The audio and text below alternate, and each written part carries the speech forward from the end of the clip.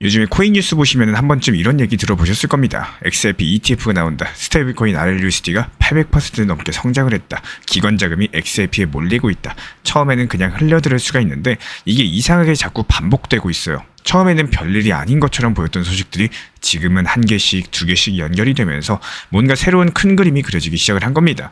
도대체 지금 XRP 주변에 무슨 일이 벌어지고 있는 걸까요? 오늘 영상을 통해서 단편적으로 흩어진 이런 뉴스 조각들 한 줄로 꿰어가지고 XRP가 지금 어떤 자산으로 바뀌고 있는지 그 진짜 변화의 흐름을 아주 쉽게 그리고 핵심만 정리해서 보여드리도록 하겠습니다. 이번 영상 보시면은 XRP를 바라보는 시야 자체가 완벽하게 달라질 수도 있을 겁니다. 자, 그럼 본격적으로 첫 번째 키워드부터 살펴볼게요. 바로 ETF, 그 중에서도 프로쉐어스의 2배 레버리지 XRP ETF, 티커는 UXRP입니다. 최근에는 이 UXRP가요, 미국의 증권 예탁결제원 DTCC에 등록됐다는 소식이 나왔죠. 근데 이거를 그냥 등록됐네 이렇게 넘기시면 안 됩니다.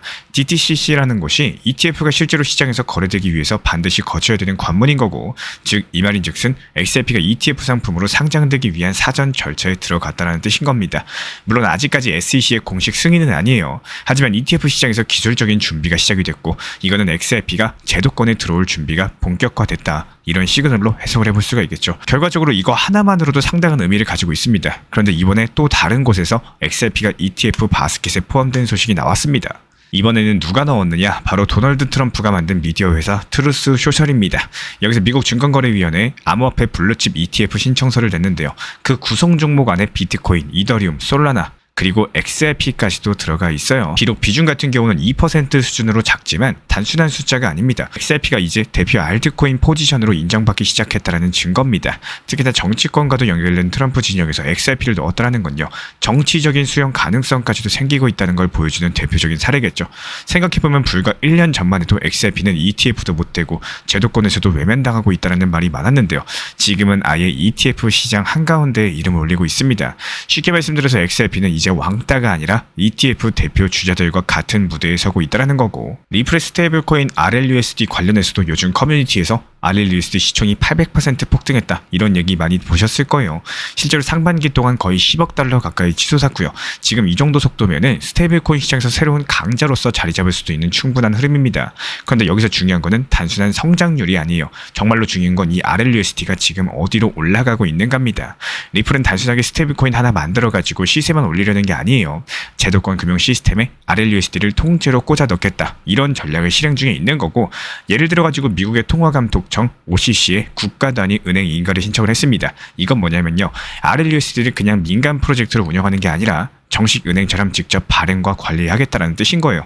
거기서 끝이 아닙니다. 리플의 계열사인 스탠다드 커스터디 앤 트러스트 측에서는요, 연방준비은행의 마스터 계좌 접근권까지도 신청을 했고, 만약에 이게 승인되면 어떤 일이 벌어지느냐, RLUSD는 24시간 실시간으로 발행과 상환 자체가 가능한 완벽하게 제도권에 묶인 스테이블 코인이 되는 겁니다. 또 한 축은 스위스 은행 아미나가 RLUSD를 직접적으로 지원을 하면서 글로벌 커스터디 생태계까지도 포진시키고 있다는 거고, 이런 흐름들 속에서 사람들이 자주 물어봅니다. 그러면 XRP는 뭐가 되냐? 여기서 핵심이 바로 그거예요. XRP는 RLUSD를 결제망 안에서 연결해주는 백엔드, 즉 돈이 흘러가는 길목의 역할을 하게 될 가능성이 높습니다. XRP가 직접적인 결제 수단이 되는 게 아니라 RLUSD 같은 자산이 움직일 때 그걸 가장 빠르고 효율적으로 이동시키는 결제 인프라가 되는 거고, 다시 말해서 XRP는 점점 디지털 송금 토큰에서 금융 시스템의 배관망으로 바뀌고 있는 겁니다. 이게 무슨 의미냐?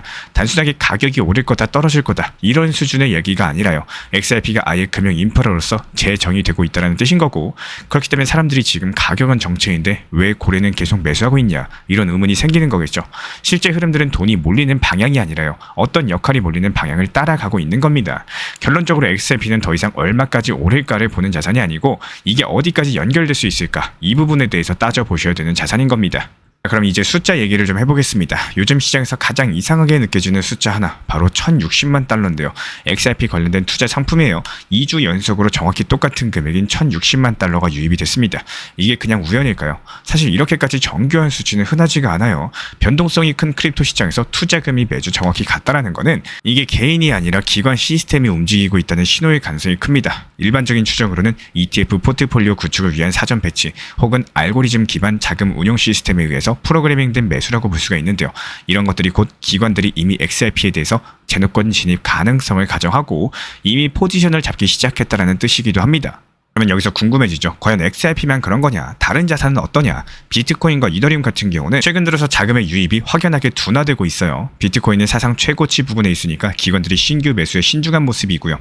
이더리움이 현물 ETF 승인 이후에 차익 실현 매물들이 나오는 분위기입니다. 반면에 기관 자금이 몰리는 거는 솔라나랑 XRP인데요. 솔라나 같은 경우는 최근에 스테이킹 ETF가 나오면서 300% 넘는 유입 폭증이 있었고, XRP는 미국 SEC 소송 종료 국면과 RLUSD 같은 인프라 확장 흐름이 맞물리면서 본격적인 스마트머니 리밸런싱이 대상이 되고 있습니다. 이걸 정리하면 이렇습니다. 비트코인과 이더리움은 이미 가격 자체가 많이 올라 있어가지고 수익 실현 구간에 들어갔고요. 솔라나 XRP는 다음 무브를 준비하는 구간에 들어갔다는 뜻인 겁니다. 그리고 특히 XRP는 지금 사실상 규제 리스크가 해소된 자산으로서 기관들 사이에서 인식이 바뀌고 있어요. 그동안 가장 큰 리스크였던 미국 SEC랑 소송이 항소 철회 이후에 사실상 정리 수순으로 들어가면서 기관 자금 입장에서는 심리적인 장벽이 거의 사라진 상태라는 겁니다. 그래서 지금 이런 타이밍에서 조용하게 하지만 꾸준하게 그리고 아주 정밀하게 기관들의 포지션이 쌓여가는 흐름이 눈에 보이고 있는 거고, 결국에 숫자는 거짓말 안 해요. 가격이 아직까지 크게 움직이진 않았더라도 진짜로 돈이 들어오는 방향이 어딘지를 보시면 그 다음 판이 어떻게 짜여지는지 보이실 겁니다. 요즘에 커뮤니티나 유튜브 보시면은 XRP가 이제 곧 4달러 간다 이런 얘기 심심치 않게 보이실 겁니다. 차트 보면 그럴싸해 보여요. 하락세 기한 패턴에다가 MACD, CMF 지표도 강세 흐름이 나오고 있고요. 단순한 기술적인 흐름만 보면은 단기 반등 가능성은 분명히 있어 보입니다. 근데 여기서 중요한 건 이겁니다. 그게 진짜 지속 가능한 상승이냐 아니면 그냥 반짝 반등이냐, 그거를 결정짓는 건 차트가 아니라 기반 구조인 거고, 지금 XRP가 정말로 4달러 이상으로 간다고 한다면 그 앞에는 반드시 몇 가지 조건 자체가 따라줘야 됩니다. 예를 들어가지고 ETF가 실제로 승인되고 시장에 상장된다거나, RLUSD가 글로벌 결제망 안에서 안정적으로 안착되거나, SEC와의 소송 이슈가 완벽하게 정리되면서 미국 제도권에 편입이 되거나, 이런 거 하나라도 확실하게 잡혀야지 시장 전체 심리도 움직이기 때문에 결과적으로 기술적인 분석은 그냥 시장 심리가 어디로 기울고 있는지 보여주는 참고 지표일 뿐인 거고요. 진짜로 중요한 건 그걸 밀어줄 수 있는 펀더멘털이 뒷받침되느냐 여부예요. 지금은 숫자보다 구조를 먼저 보셔야 될 타이밍이기 때문에 가격이 왜 안 오르지가 아니라 지금 구조가 어떻게 바뀌고 있지, 이런 질문을 먼저 던질 줄 아는 분들이 결국에 다음 상승장에서 중심에 서게 되시는 겁니다. 이제는 XRP를 예전처럼 언제 3,000원 가냐, 지금 사면 얼마 벌 수 있냐, 이런 식으로만 보면 안 되는 시기입니다. 지금 XRP 같은 경우는 단순하게 가격이 오르내리는 자산이 아니라 이 자산이 어떤 시스템 안으로 들어가고 있는가, 그 구조를 읽는 게 훨씬 더 중요해졌고요. ETF가 기술적으로 등록이 되고 RLUSD가 스테이블코인 시장에서 빠르게 세를 불리면서 기관 자금들이 조용하게 정해진 수치로 들어오고요. 규제 리스크는 거의 정리 단계에 들어섰습니다. 결국에 이건 단기 반등용 뉴스가 아니에요. 구조 전환이라는 신호들이 동시에 나타나고 있다는 거고, 그래서 지금 우리가 던져야 될 질문은 지금 오르냐 안 오르냐가 아니라요. 지금 판이 바뀌고 있는 건 맞느냐, 바로 이겁니다. 마지막으로 딱 한마디만 드릴게요. 구독자분들, 지금 XRP를 예전처럼 단순한 알트코인으로 보시면 안 됩니다. 그거는 3년 전 얘기인 거고, 지금은 게임의 규칙 자체가 달라지고 있습니다. 이럴 때는 숫자보다 구조를 먼저 읽는 투자자분들이 결국에 판을 잡게 되시는 거예요. 다음으로 코인 시장 전반적으로 짚어보겠습니다. 먼저 전통 금융 그리고 크립토 금융 전쟁, 이게 지금 본격적으로 시작이 되고 있는데요.